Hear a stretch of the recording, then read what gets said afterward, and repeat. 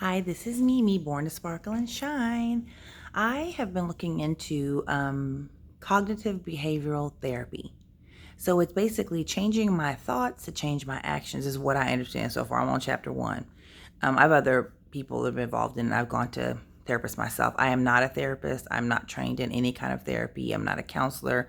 I'm just a person just thinking of how to help myself and others. So, why do I tend to overeat is my biggest problem right now. So, in other words, and I'm not overeating even the wrong foods. I'm just not managing my food properly. Um, I realize it's thoughts, and so the book is what made me realize it. So I'm not like coming up with this idea on my own. So a thought is the first thing, and then the next thing is your action. And this makes total sense, and I know this is in y'all's head too, but whatever. So my thought is when I am in anywhere I am, I see someone and they look like they're average size, whatever. Um, or they have control over their eating, whatever. I think, oh, I bet they can eat whatever they want. That's the thought. So it's I can't eat what I want. And I've been on a diet since I was very, very young. I've been in dance my entire life. There's always been a pressure to be a certain size put on me by myself, mind you. Um, if you're in a leotard your whole life, there's pressure to be a certain weight. Some of the pressure was added on by different coaches and things, but mainly me. Anyway, so why do I think that? I wonder. I'm learning. I'm just literally listening to chapter one on Audibles. I love Audibles. I don't get paid by Audibles. I live in chapter one of a book about it, and it's the thought is normal people can eat what they want, and I can if I eat what I want to eat, then I will be overweight again. So what I've had a battle with weight. I've paid people to get me to lose weight. I am involved in weight loss. I'm just like literally, I don't know what you call it. I'm a professional food addict. That's what I'd call myself. So my thought is, how do you work on that from there? You're aware of the thought. I'm probably gonna need to write it down, I'm sure. But it's that I personally am like this victim who can't eat. Is that like what I mean? Like, so why can't I eat normally and be proper weight? Now, this person is a stranger. They could be undereater, which is another form of, food, behavior. They could be an overeater who takes who purges their food. They could be able to have a metabolism and genetically have the ability to eat whatever they want. I don't know. They could have high cholesterol. I'm just making up assumptions about this person. This person meaning any person I see on the street. So, thought process. What do I do about this now that I know this information?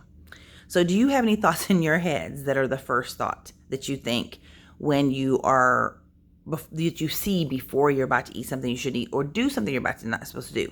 It can be, there's gambling, there's sex addiction, there's alcohol addiction, everything. There's all kinds of addictions. But mine is I can't eat what I want to eat. And I don't know when this started. My grandmother, and I'm not trying to throw her under the bus, she's passed away in heaven, was a larger person, and from what I could tell, because you can't say somebody something that they don't say they are. From what I could tell, she was an overeater and had health problems because of the overeating that I could see. That's what I could see. That's all I can see. That's all I can say because that's all I can see. I'm not in their brain, but I was horrified of being her size, and this is not shade on her. I love her. She was loving. She was kind. She was a great person, but everyone has their things, and I don't want to ever be her size. I don't want to ever have those problems because of my size, which half my family is African American, and they're and I'm not talking about that half right now. It's the Caucasian half that had the weight problem. Half my family is African American, and they have diabetes. All of them have diabetes. So not all of them. The majority of them have diabetes, and there's some high blood pressure going on, and a lot of it's genetic. I know that, and I'm not criticizing them in any way. So genetically, I'm half prone to diabetes, and the other half's prone to cancer. But I know that I can choose to do the things I can to be healthy. I'm not like condemning myself to those illnesses. It's just the genetics of the reality of what I'm dealing with.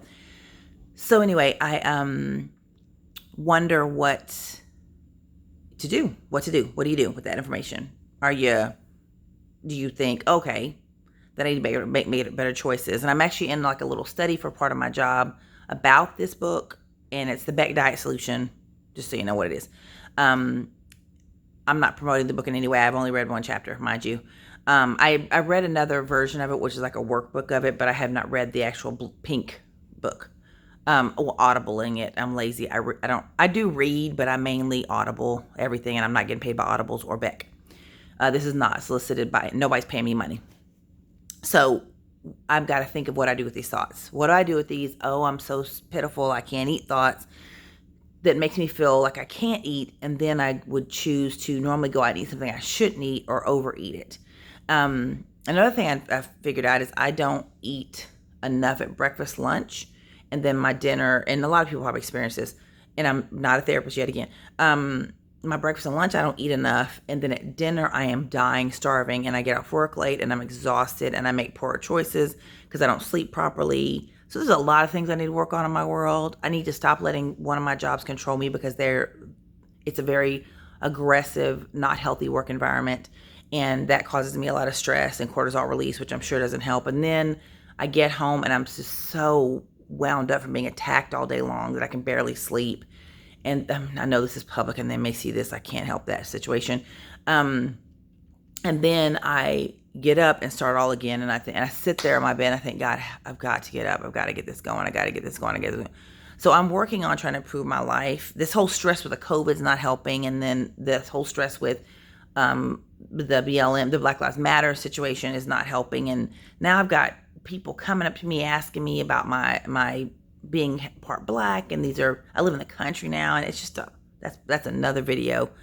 But I just am like, oh my God, let me handle the COVID, let me handle my own stress level at this aggressive job, and then we'll try to find the appropriate things. Because I like to be appropriate and respectful when someone's being respectful and appropriate to me, but I'm just like, I'm trying to handle one thing at a time, and I'm in this hot mask, and I'm standing outside talking to you at your car because no one's allowed in the building.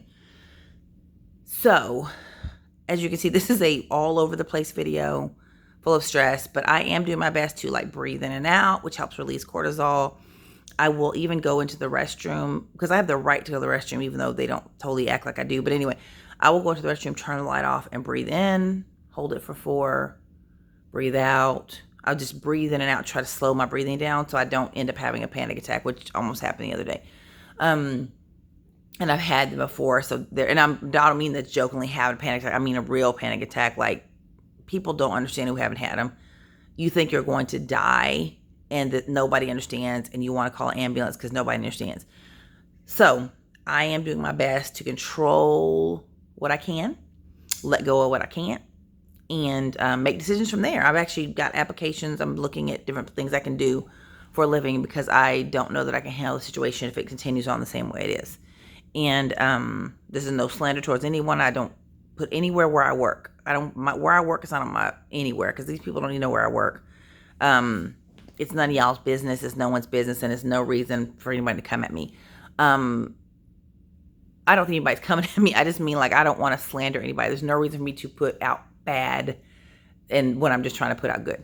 So I am rambling at this point, and I just have got to really think, what am I doing? What am I doing, and how can I help myself? And that's what I know. That's all I know. So I'm going to write down my thoughts of what my thoughts are when I'm going to do something that I'm not supposed to be doing. And that's another thing. I'm probably putting like a negative on that. But write down my thoughts, sort them out, and figure out how to work through them. I hope you have a wonderful day. I keep getting texts and they keep flipping in my face. Use hand sanitizer, get some rest, subscribe to my YouTube channel. This is Mimi, Born to Sparkle and Shine. Bye-bye.